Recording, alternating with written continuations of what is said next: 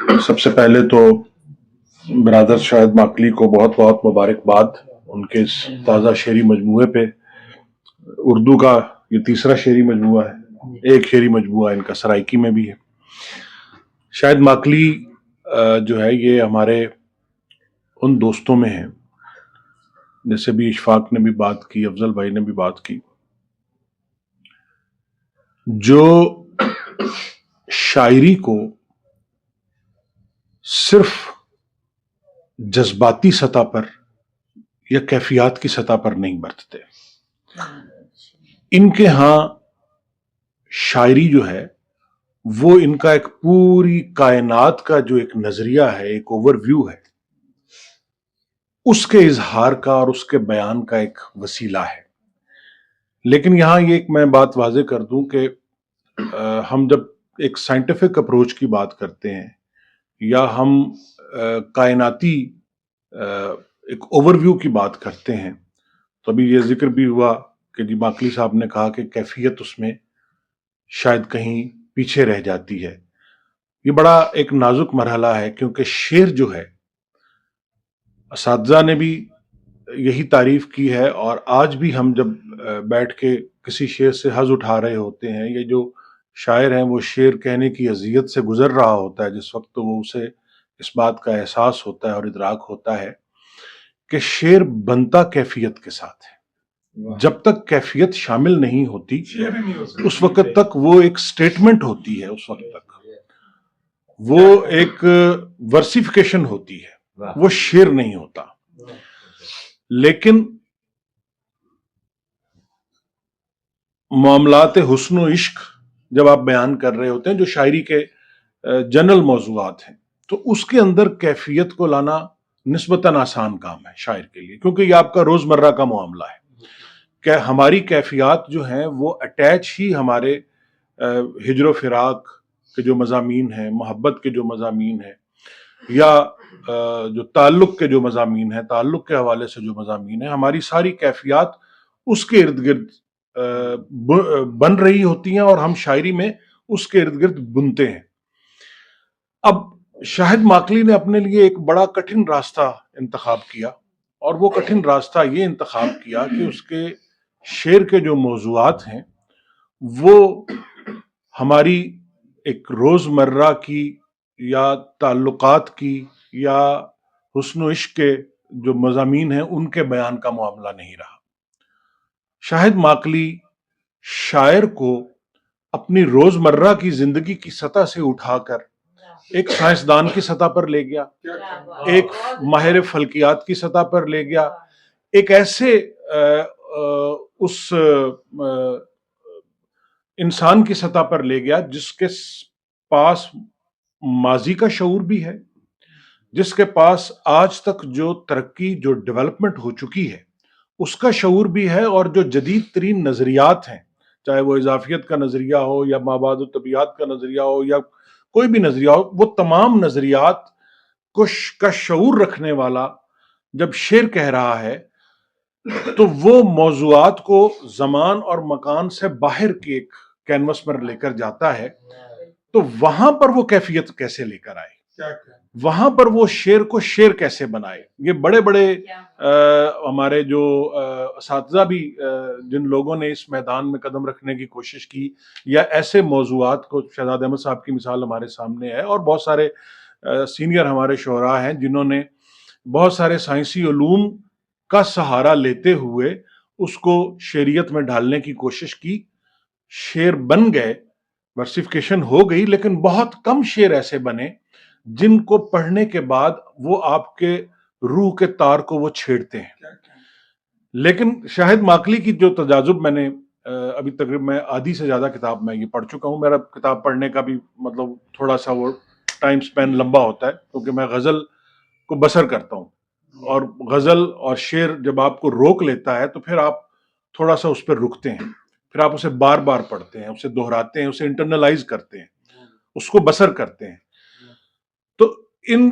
شاہد کی غزلوں کو بسر کرتے ہوئے مجھے یہ محسوس ہوا کہ یہ شعر کے اندر صرف زمان و مکان سے بالا تر ہو کر یا زمان و مکان کو ایک وسیلہ بنا کر بات نہیں کی گئی، اس زمان و مکان کے وسیلے کو اور اس ایک پورے کائناتی منظر نامے کو اپنی ذات کے ساتھ جوڑا گیا ہے، اور ذات کے ساتھ جوڑ کر اس کیفیت کو اس کے اندر لایا گیا ہے جو انسان کے جذبات اور اس کی روح تک پہنچتی ہے اور اثر کرتی ہے۔ یہ بڑا نازک معاملہ ہے، کیونکہ اس میں کیا ہوتا ہے عموماً کہ جب ہم نون فلسفی کے حوالے سے جب ہم بات کرتے ہیں شاعری کی، یا کسی فلسفے کا ہم ذکر کرتے ہیں شاعری کے اندر،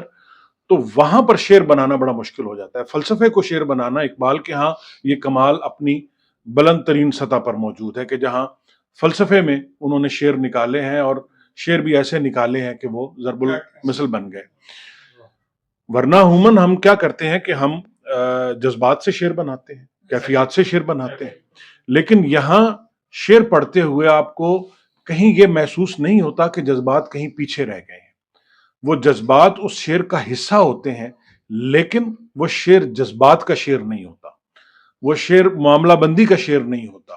اس شعر کا جو مضمون ہے، نفس مضمون جو شعر کا ہے، وہ آپ کو ایک ایسی کائنات کی سیر کرا رہا ہے کہ جس میں یہ صرف زمین آپ کے سامنے نہیں ہے، بلکہ یہ پوری جو ایک کائنات اپنی اینٹی یونیورس اور یونیورس سمیت آپ کے سامنے وہ موجود ہوتی ہے، اور وہ اپنی مرضی سے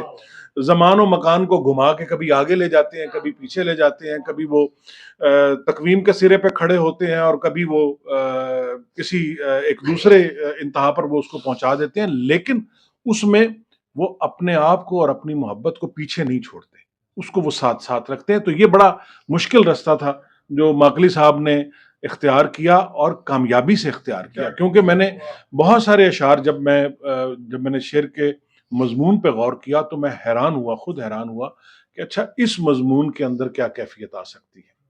یا اس موضوع کے اندر کیا کیفیت آ سکتی ہے۔ شاعری کے لیے میر صاحب نے لکھا تھا کہ کسی شاعر کے بارے میں جب ہم سے کوئی پوچھا جاتا تھا کہ وہ کیسا شاعر ہے، تو اگر کسی کی تعریف کرنی ہوتی تھی تو ہم صرف 2 لفظ بولتے تھے: مربوط است۔ اچھا، اور یہ ایسا طلسماتی جملہ ہے کہ شعر کا مربوط ہونا، مصروں کا مربوط ہونا، آج بھی ہم دیکھتے ہیں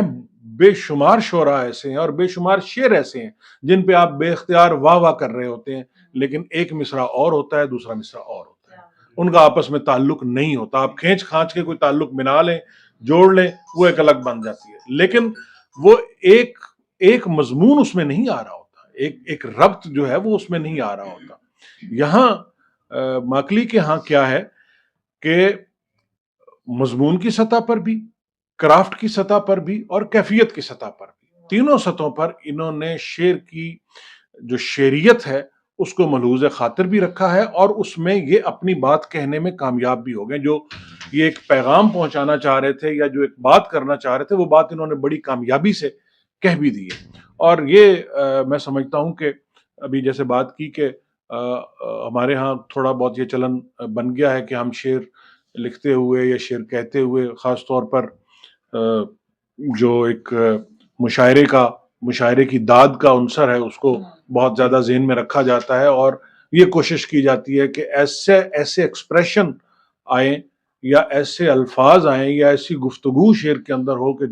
جس کو ایک جذباتی انداز میں آپ مشاعرے میں پڑھیں تو لوگ واہ واہ کرنا شروع کر دیں، جس میں تخاطب کا انداز ہے، جس میں کسی دوسرے کو نیچا دکھانے کا ایک طریقہ ہوتا ہے، یا جس میں ایک نعرہ بندی والا جس طرح ایک معاملہ ہوتا ہے۔ یہ خالص شاعری ہے، یہ وہ شاعری نہیں ہے کہ جس کو آپ کسی نعرے کے لیے استعمال کر سکیں، جس پہ آپ کہیں کہ جناب جو ہزاروں کا یا سینکڑوں لوگوں کا مجمع ہے وہ شعر سنتے ہی واہ واہ کرے گا، نہیں۔ یہ شعر آپ کو سوچنے پہ مجبور کرتا ہے، یہ شعر آپ کے ذہن کے دریچے واہ کرتا ہے، یہ شعر آپ کو بہت ساری ایسی